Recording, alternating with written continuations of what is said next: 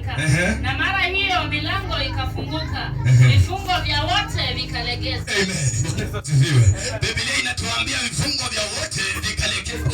Si kwamba hao wawili tu penye hao wenye walikuwa wanaomba, vifungo vya wote. Bwana Yesu asifiwe.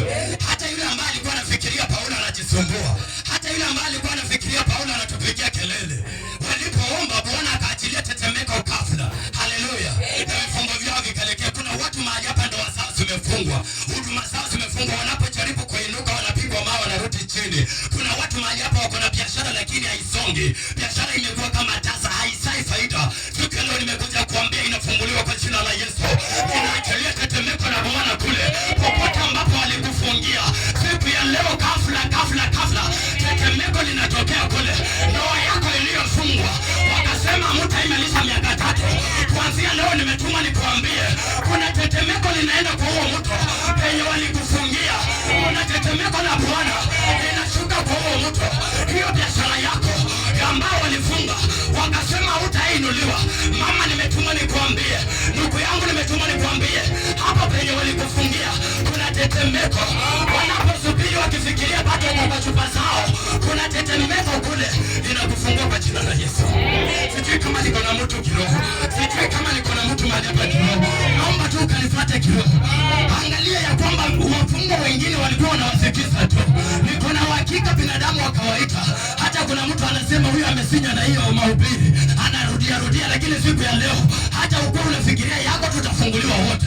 Kwa sababu hao walikuwa wanafikiria Paulo wanapiga kelele, lakini Bwana alipoachilia tetemeko, vifungo vyao vyote vilitekea. Siku ya leo mama, chochote walichopinga kwa maisha yako, wakasema watoto hawatasoma, siku ya leo penye walikuweka Bwana anaachilia tetemeko.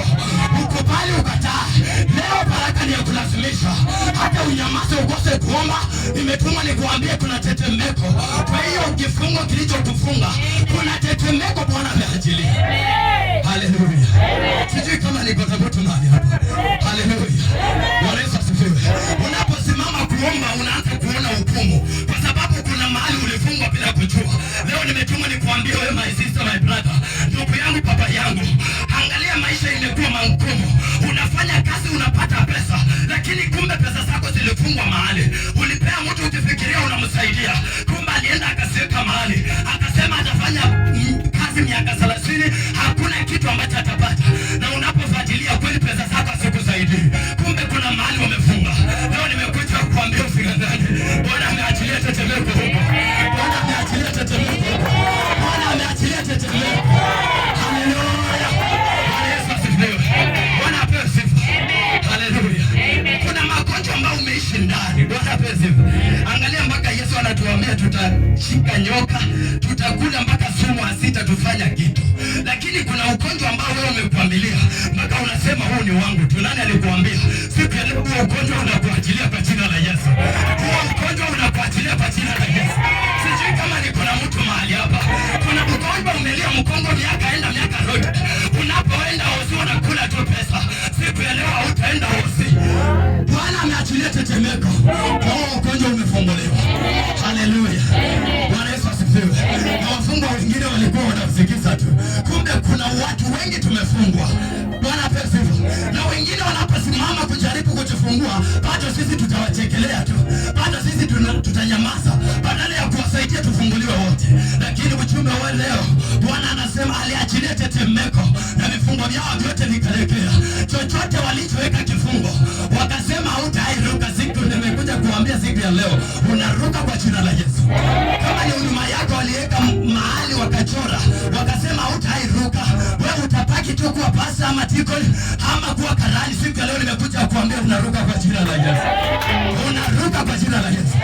Kabla mama hajasoma akaendelea, kuna huyu Yohana kuzaliwa kwa Yohana. Haleluya. Angalia, Zakaria alikuwa anaenda tu kanisani. Haleluya. Bwana Yesu asifiwe. Zakaria alikuwa anaenda tu kanisani kufanya usafi. Siku moja kura ikamwangukia kuingia ndani ya hekalu ili akaenda akafukuze uvumba. Haleluya. Bwana Yesu asifiwe. Ni siku moja tu, alifanya miaka mingi lakini siku moja. Nataka unipate. Kura ikamwangukia ingia ndani. Alipoingia ndani malaika wa Bwana akamtokezea. Akasema unaenda kuzaa kijana, na huyu kijana atakuwa mtu mkubwa. Hatatumia kileo, hatatumia mvinyo wowote, kwa sababu Roho ndani ya tumbo la mama yake. Kuanzia leo, chochote kitakachozaliwa kwako kiwe kimeingiwa na Roho Mtakatifu. Haleluya. Kazi ambao unaenda kupata iwe imeingia na Roho Mtakatifu. Watoto ambao unaenda kuzaa wao wameingia na Roho Mtakatifu.